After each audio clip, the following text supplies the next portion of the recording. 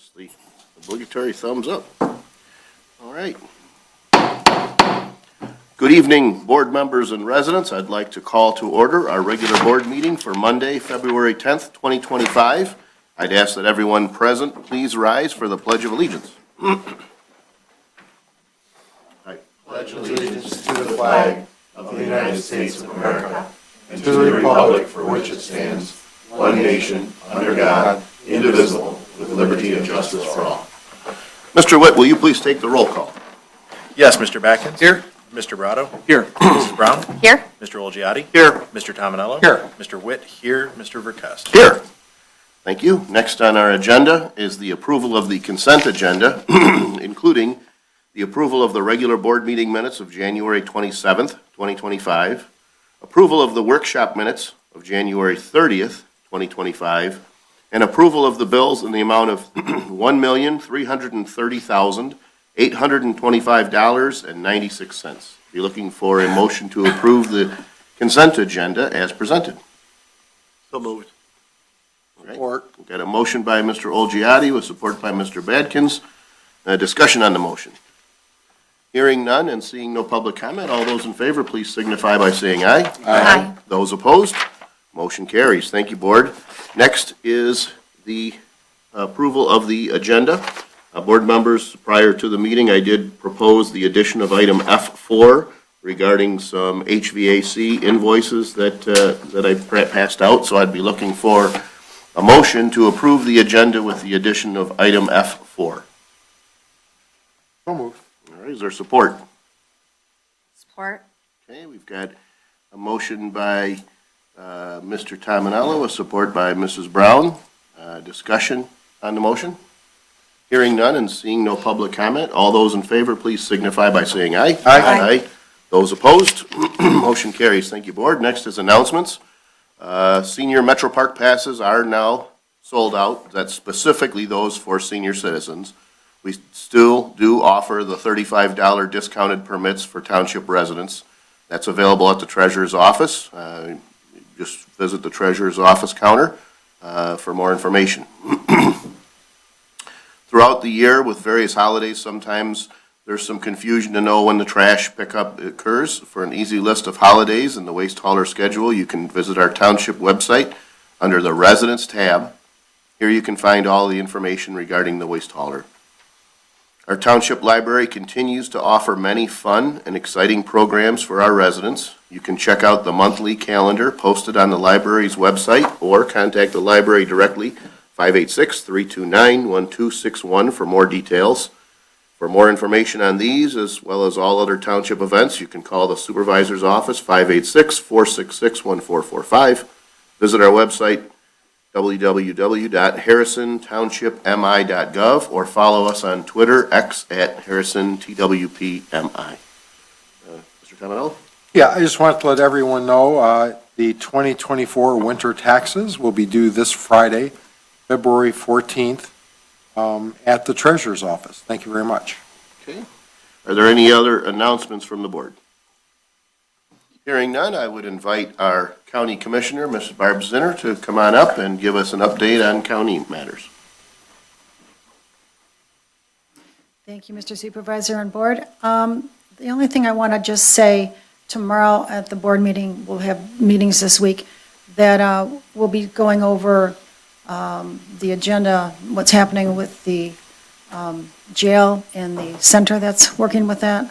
It's going to be all-inclusive, a lot of information to go over, and there are a lot of other things we'll be talking about and going over tomorrow. It's, we're beginning the year and getting busier all the time, so that's pretty much it. I have a question. Barb, is the jail, the new site, is it going to be on the same site as the existing jail? Yes. Okay.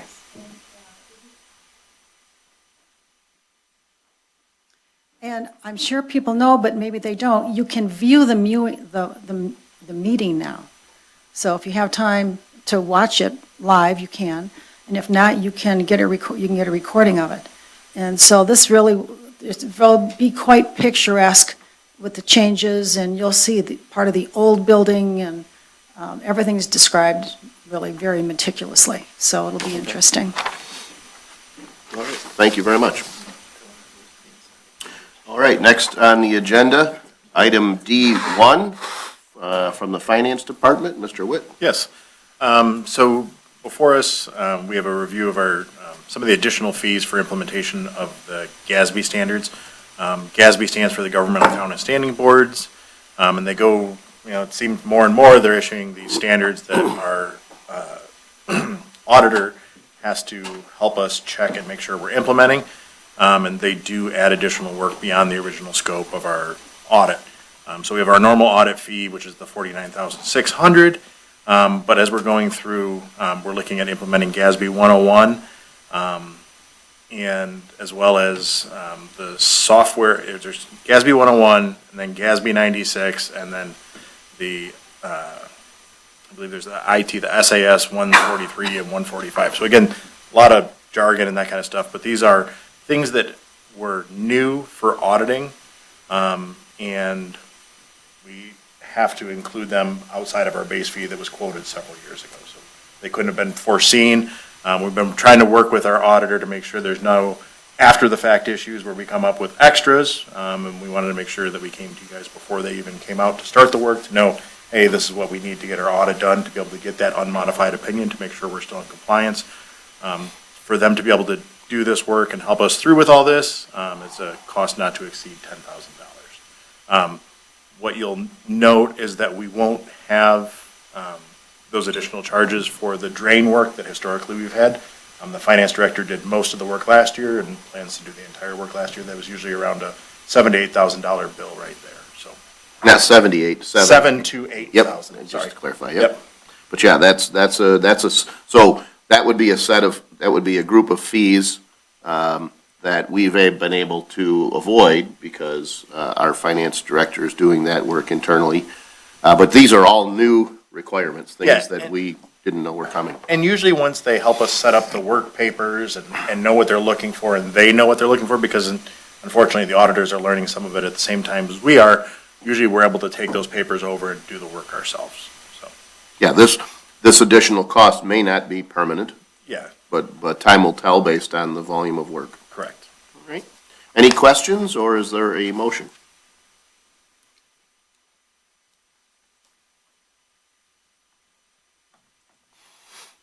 I'll make the motion. Okay. Motion by Mrs. Brown, is there support? Support. All right, support by Mr. Olgiati to approve the audit fees for the new GASB standards not to exceed $10,000. Any further discussion? Hearing none and seeing no public comment, all those in favor, please signify by saying aye. Aye. Those opposed, motion carries. Thank you, Board. Next on our agenda from the clerk's office, item E1. Yes. So at our February 12th, 2024 board meeting, the township, based on my recommendation, adopted a resolution to conduct early voting for all non-statewide and federal elections.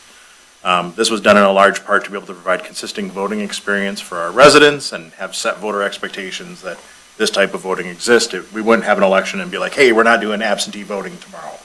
So this way it's consistent and people can plan on how they'd like to vote.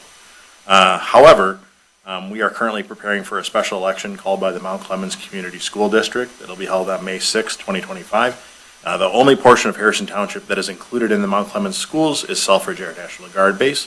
And as the base has not had anyone living on the base for many years, the eligible population has dropped every year. Our servicemen and women that maybe were last stationed there or deployed out of there are allowed to claim that as their last address. So that's why we still have people that exist there.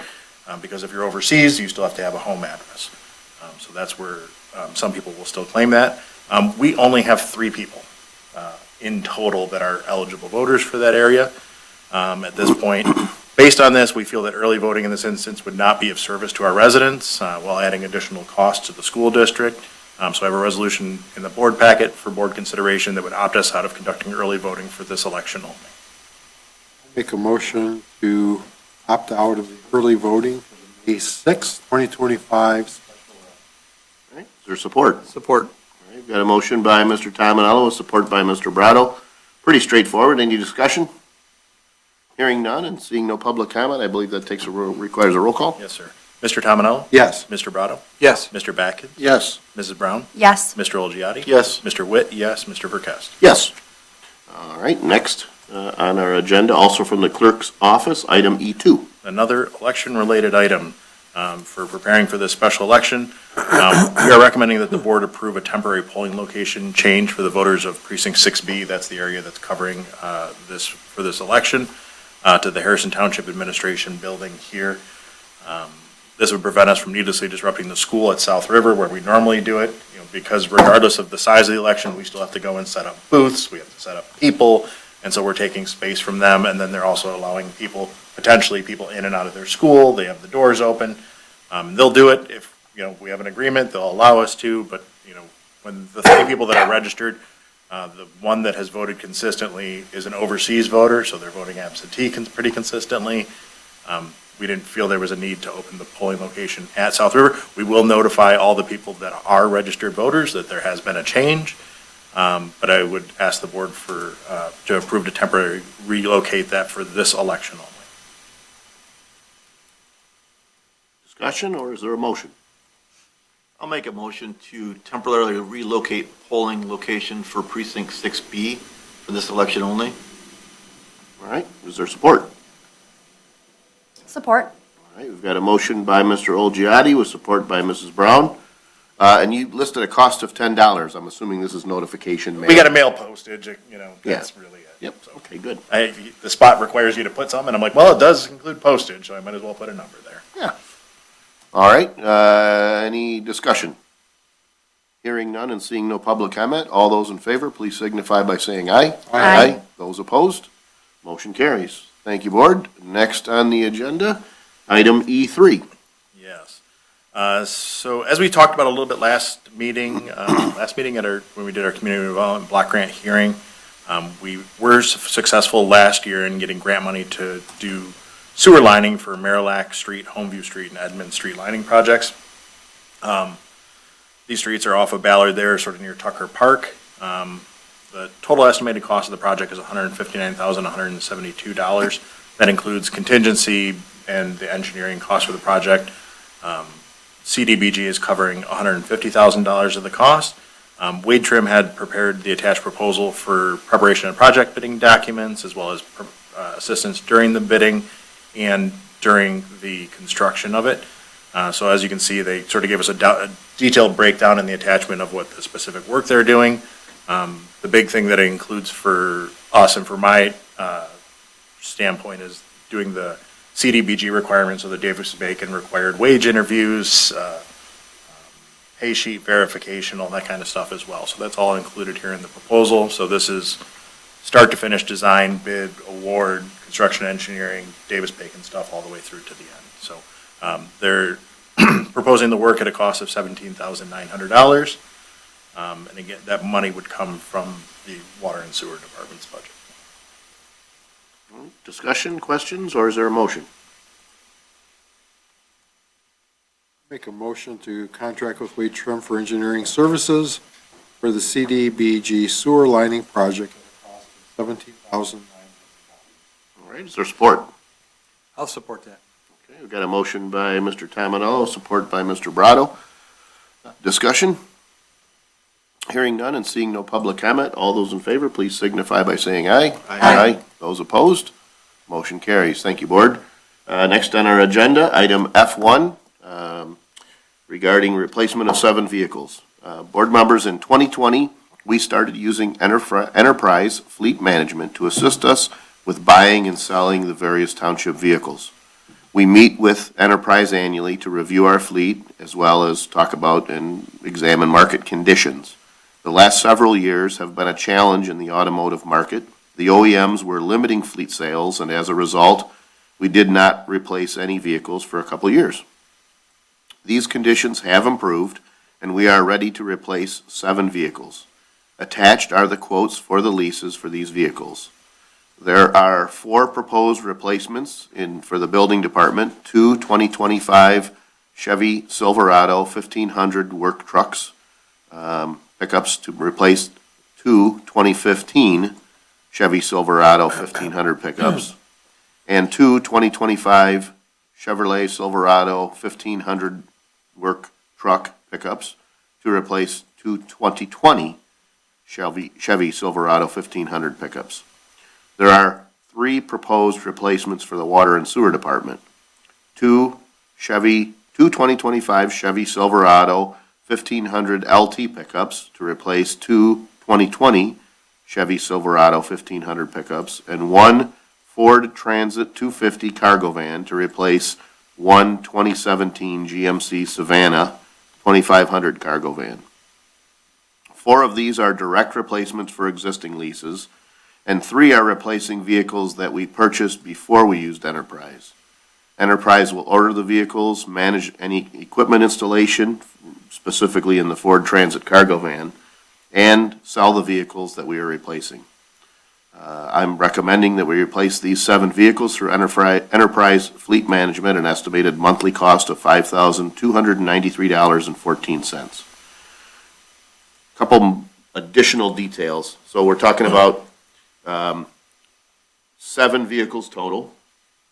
The 3 that we're replacing that we purchased, that's an additional lease payment. So we've got a 2017 and 2 2015s that we own.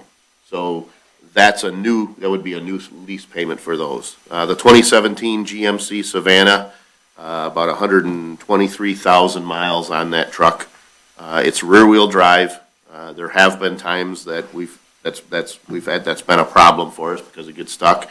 And the only way we could get the 3/4 ton van back in 2017 is with the 6-liter V8. And so it's, pretty heavy on the gas. The Ford that we'd be replacing it with, comes with all-wheel drive. It's also 3/4 ton. It does have a V6 option. This is our work truck, so this would be the vehicle that typically goes to an individual's home, maybe to install a new meter, to replace a broken meter. So there's racks inside, various fittings and supplies, things like that, tools that we're carrying, but it's not hauling anything. It's not, it stays within the township. So we think the V6 should be a little more economical over the long haul. These new cargo vans come with a standard, a medium, and a high roof. The medium roof is what we're looking at. In the center of this truck, it's 6 foot. So, you can kind of stand up, move around, carry the things that you need. So that's definitely an improvement, but that's a significant part of this cost because it's a major purchase. The 2 2015 pickups were water and sewer trucks, and back in 2020, when we started with Enterprise, they were still in pretty good shape, and so we made the decision to keep them and see, did we really need those 2 vehicles in the building department? We reallocated some resources. They're starting to show their age. There's some rust through on the rocker panels. And again, those would be 2 new vehicles that we're establishing a lease. The remaining 4, 2 in water and sewer and 2 pickups in the building department, we're really replacing a 2020 with a 2025. So generic statement, we're trading them in. The sheets that Enterprise included, the lease rate quote, they do list a gain from the previous vehicles. So far, every time we've replaced a vehicle through Enterprise, these numbers have proven to be conservatively low. So, as opposed to them saying, hey, I think you're going to get 15,000 for that used truck and we only get 12, they generally say, well, let's assume 12, and it comes back with 15. These final numbers and these leases are likely to be lower, but these are conservatively high, so that, so nobody's surprised. Our public services director and his crew have gone to a rack-style lighting system, so the hazard lights that our typical work trucks have aren't, bolted to the top. There's no through drilling into the roof. These vehicles are set up to where it's a modular type unit that mounts in the back. So there's a little bit of some labor involved in taking those racks off of the old trucks, putting them on the new ones.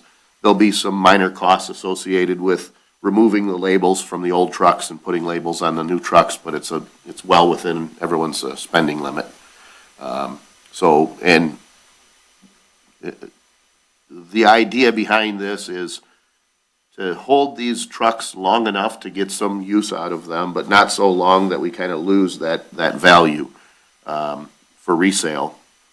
And also to keep the fleet modern, so that we're not paying for significant repairs. And we know that we've got safe, dependable vehicles, which leads to a reduction in liability associated with any potential accidents or things like that. Make a motion to replace the 7 vehicles through Enterprise Fleet Management at an estimated monthly cost of $5,293.14 and authorize disposal of the replaced vehicles. Thank you. I should have put that in, yes. All right, is there support? Support. All right, discussion. I only have one question. I was looking at the different quotes. You're quoted out at 15,000 miles a year per vehicle, is that correct? That's what they. I thought we would be driving a little bit more than that, in all honesty. I was surprised when I saw 15,000 a year. That's not. Well, there's really two kinds of vehicles that we have. There's, so let's say for the building department, for example, that's gonna be, those miles are gonna be almost exclusively within the confines of the township. And for the water and sewer, vehicles, 2 of these vehicles are vehicles that go with field personnel, so they drive them to and from work. So when they respond to any on-call or emergency, things like that. So the 15,000 is kind of an average. You know, we've got a couple of these trucks that might have, I think we've got one of these trucks that's 5 years old that has 30,000 miles on it. And we've got some that have 70 or 80,000 miles on it. So it really varies based on whether it's a truck that's driven to and from home or whether it stays within the border. 15 is kind of an average. Yeah. But we're generally underneath it.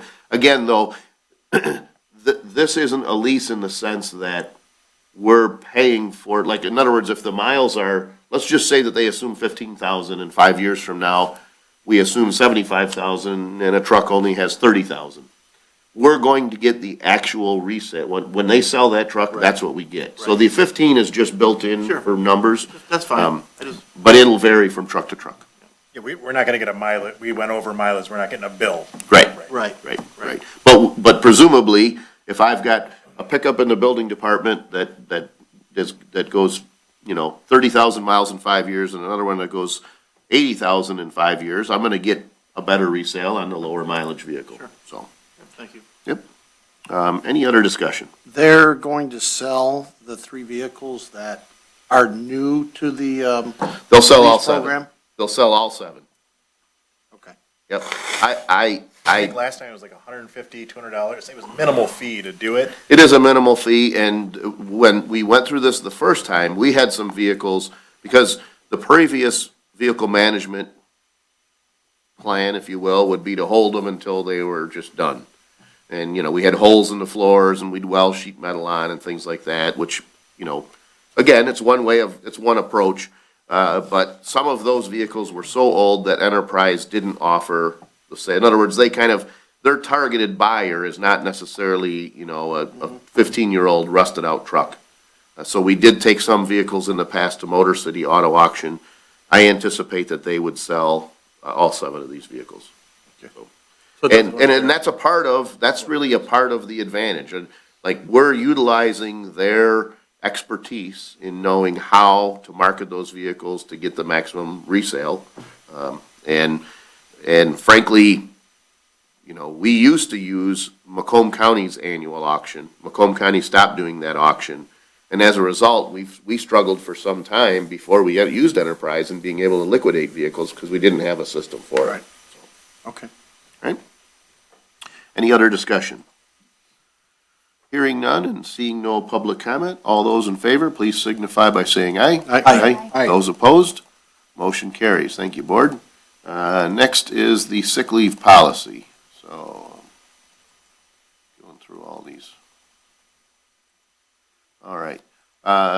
Board members, the state enacted legislation several years ago that required employers to provide sick leave to all employees. Recently, there was a state Supreme Court decision that altered these requirements. I believe it was a ballot initiative, maybe as far back as 2018, and the state legislature enacted legislation so that it didn't go, I think, to the voters, but there were some challenges to the state legislature's actions, and it went all the way up to the state Supreme Court. The Employee Sick Time Act, recently been referred to as ESTA, requires that certain changes to our sick leave policy have to be made and implemented by February 21st, 2025. A little bit of confusion about some of those changes. There were some back and forth. I've seen some correspondence, and there's probably some things that are still not clear, and I know the legislature is talking about making some changes also. But I don't think I think it's responsible, I should say, for us to modify our policy to align it with ESTA. I did work with our labor attorney. In the board packet is the old and new or revised part-time employee sick leave policy. I recommend that we adopt the new ESTA compliant part-time employee sick leave policy as presented. Simple summary, there's some minor details, but the old policy said that you had to provide an hour of sick leave for every 35 hours worked. The new act says it has to be an hour for every 30 hours worked. The old policy allowed for payoff and no rollover. The new act requires that the hours can be rolled over. And in kind of in alignment with our various other contracts, we've tried not to have a use it or lose it sick leave policy with the rest of our employees. If you need sick leave, you should use it. But if you don't need it, getting to the end of the year and saying, well, I'm going to take the day off because I've got to lose it, I'm going to lose it anyways, that's kind of counterintuitive to, a productive workplace. So this policy does allow at the end of an employee's period, so we can't roll over those, we can't pay out those hours, any unused hours at the end of the year, the way we do with the rest of our employees. This does allow them to roll over, but it does include a payout at the end of your employment term. So it's as close to the policy as we could do it while it's still compliant with ESTA. We may be back talking about this again, but I think this is the right thing to do at this time. Mr. Supervisor, would be making an effective date today, February 21st? Yeah, that's a good question. I'm pretty sure when I check with payroll, they always say that it's. They don't care, just draw a line in the sand and tell us what it is. Correct, but I would just say with the next, I would just ask for some leeway between now and the 21st, probably for the next even payroll cycle, so that we don't change it midstream. I think the 19th would be our last day of the pay Gotcha. cycle. Yeah, so if we made it effective the 20th, that would probably be easier for payroll. Any discussion, or is there a motion? Well, being it's mandated by the state, there's really shouldn't be any discussion. It's something that we have to do legally. It's not even something that we can even. There's a couple, so I'll say, there's a couple things. The idea of paying out at the end is not required by the state. The state so the state says it's use it or lose it when you sever your employment. To me, that just means I'm going to use it, and so paying it out at half to me seems like a fair thing. Right. So that's really an option. The second option is the act does allow us to limit the use of 72 hours per year. This really affects, at this point, it affects our part-time employees, so it takes a while to accumulate 72 hours. I had proposed that we don't limit that in the event that we did have a part-time employee that had a long-term relationship with the township. If they built up sick leave and they had some scheduled surgery or something like that, then, if they need to take, 6 weeks off and they have accumulated enough to be paid during that time, it's, we have to give it to them anyways, so. Any other discussion, or is there a motion? I'll make that motion to adopt the new ESTA compliant part-time employee sick leave policy as presented. And we'll say effective 2/20. February 20th. Okay. All right. Is there support? Support. All right. Any further discussion? Hearing none and seeing no public comment, all those in favor, please signify by saying aye. Aye. Those opposed, motion carries. Thank you, Board. Next, F3, regarding appointments to the Downtown Development Authority Board. Board members Jason Zerwinski and George Kassar are current Downtown Development Authority, or DDA, board members. Their terms expire March 18th of 2025. Both have expressed an interest in continuing to serve on the DDA board. Therefore, I recommend that we reappoint Jason Zerwinski and George Kassar to the Downtown Development Authority Board for 4-year terms to expire March 18, 2029. So moved. All right, is there support? Support. All right, discussion? Hearing none and seeing no public comment, all those in favor, please signify by saying aye. Aye. Those opposed, motion carries. Thank you, Board. Next is item H4. I had asked to add that. This was the invoice that I'd passed out, so it's a two-sided page. So let's see, if we look in the upper left corner, 58156 is the number for the first one that we'll talk about.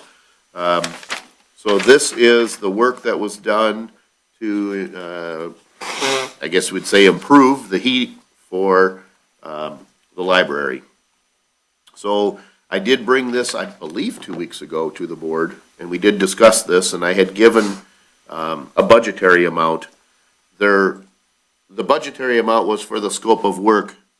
When we had met, there was already, for example, you can see the first line item, 3 hours rooftop diagnosis. The initial call was that the unit wasn't working, and our HVAC contractor was able to determine that, in fact, the heat exchanger was deteriorated beyond repair.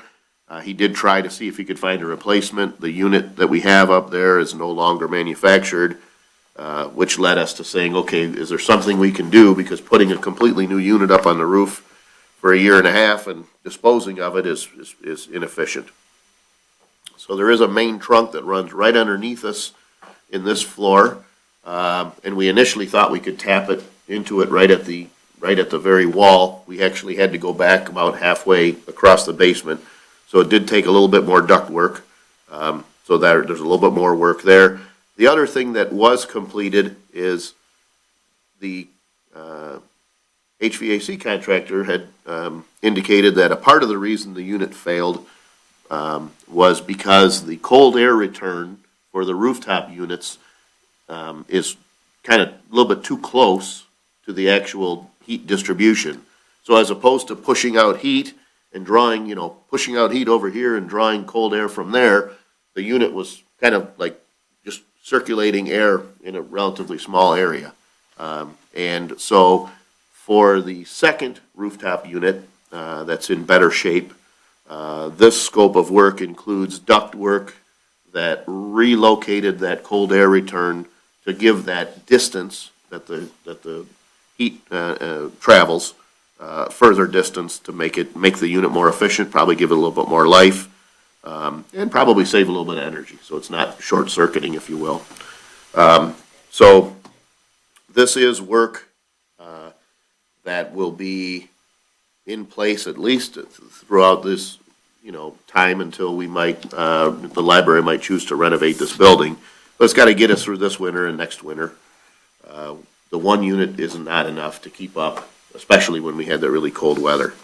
So that's the one side. The second side, invoice is 58177. This was, I bet you it was almost 2 weeks ago.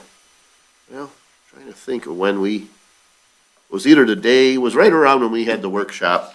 I got a call that the police mini station, the furnace was not keeping up. So one unit was running, one had overheated and shut down. So our maintenance folks were able to reset it the next morning, but we had determined that when the unit was installed originally, when the mini station was renovated. Kind of very similar thing. The cold air return was too close to the delivery, and so the heater was basically circulating overheated air. So the work that was done was to relocate that cold air return for one of the units, and it's pretty substantial ductwork. I have pictures on my phone they sent once the work was done. And there's also a limit sensor, something that says, okay, listen, this furnace is just running too hot because it was circulating hot air. God bless you. Thank you. You can reset that limit switch, but after it cycles enough, it was best to just replace it. So they did some additional work, did some cleaning, change the filter, that sort of thing. But these invoices came in today, so I'm looking for a motion to approve the invoice for the police mini station and the library at a cost of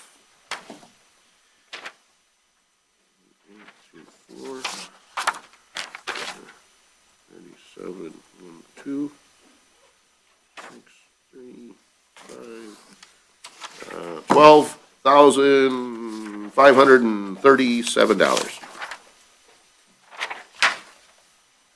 as presented. I'll make that. All right, is there support? Support. Okay. Discussion? Hearing none and seeing no public comment, all those in favor, please signify by saying aye. Aye. Those opposed, motion carries. Thank you, Board. Next is public comments, so we'll open the floor for public comments. They can be about any subject that you wish, and we ask that you limit them to 5 minutes in length. Is there any public comment?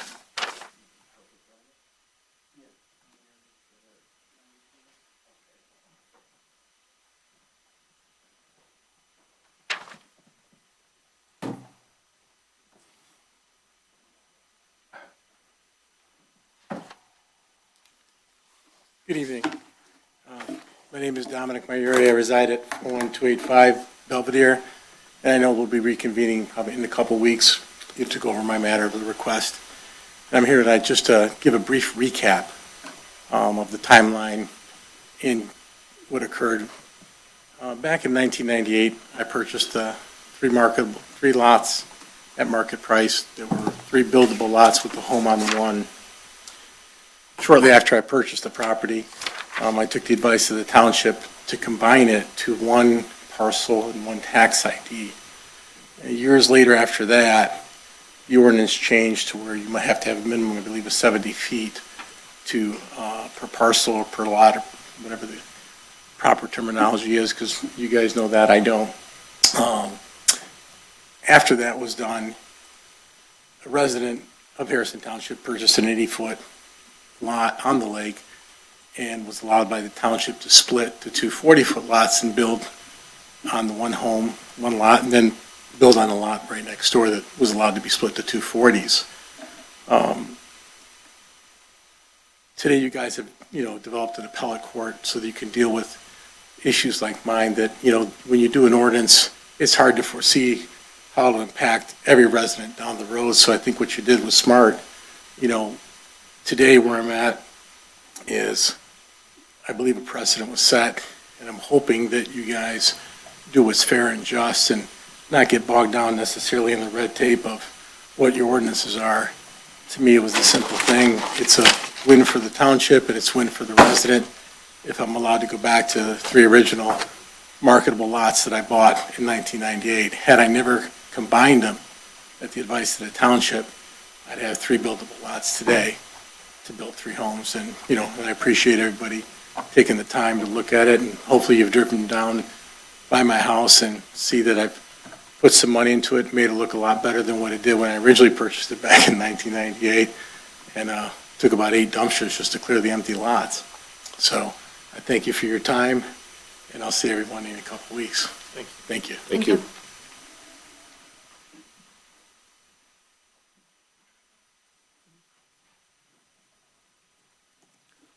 C. William Bardell, 28-year resident, clean cut, do-gooder boy next door. Clean up, fix up, people helping people. I just want to remind everyone, check out Safe Lake St. Clair on Facebook, some reading material for you. And also, everyone, stay safe, be safe out on the ice, and have a wonderful evening. Thanks for listening. Thank you. Seeing no other public comment, we'll close the floor for public comment. Is there any board comment? I just got a question. There was some information on social media about some language that the state was going to introduce about water quality. I know it affected some people dumping sewage in. Have you heard anything, Ken, that you could share? Nothing more than what we've talked about in the past and what you and I have read. So, Okay. I don't know any more than you.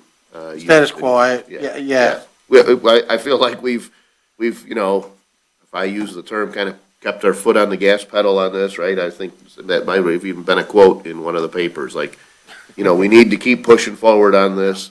I recognize that the scope of work to completely eliminate CSOs is significant. But, over the past several decades, at various times, the state has forced Oakland County to make improvements to their system to minimize or improve the quality of that flow. We see that Candace Miller has done several projects. I think the most recent statistic I heard was she's reduced CSOs into Lake St. Clair by 75%. That's pretty significant. And these are multi-million-dollar investments that have been made. So I think it's time for Oakland County to do their part, and it sounds like the folks in Lansing are working toward that. So I'm excited about it. So. Are you talking about the press release that State Rep Wozniak put out? Yeah, there was, yeah. Yep, and I think that was joint legislation with a number of others, so. Yeah. Yep. Any other discussion? Hearing none, I'd be looking for a motion to adjourn. So moved. All right, is there support? Support. All right. Discussion? Hearing none, all in favor say aye. Aye. Those opposed, motion carries, meeting adjourned. Thank you, board.